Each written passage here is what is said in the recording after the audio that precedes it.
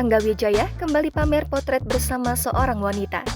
Dalam Instagram @anggawijaya88, Angga Wijaya membagikan foto dirinya bersama wanita. Terlihat Angga Wijaya dan wanita tersebut tampak dari belakang tengah berada di pantai. Angga Wijaya tampak memeluk wanita itu yang berada di depannya. Momen tersebut dimanfaatkan oleh Angga Wijaya untuk menikmati senja bersama.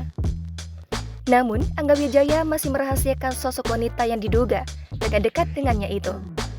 Rupanya, Angga Wijaya tak hanya sekali ini membagikan potretnya bersama seorang wanita. Sebelumnya, Angga Wijaya berfoto dengan posisi duduk sambil tersenyum ke arah kamera. Dalam Instagram story tersebut, Angga Wijaya bersama seorang wanita berambut pendek duduk di sebelahnya. Namun, wajah wanita tersebut tak diperlihatkan dan ditutup dengan stiker wajah layaknya orang kasmaran. Angga mengunggah ulang Instagram story itu dari akun Instagram @ina_winali_e. Namun, Instagram tersebut tidak ditemukan saat diketik dalam kolom pencarian.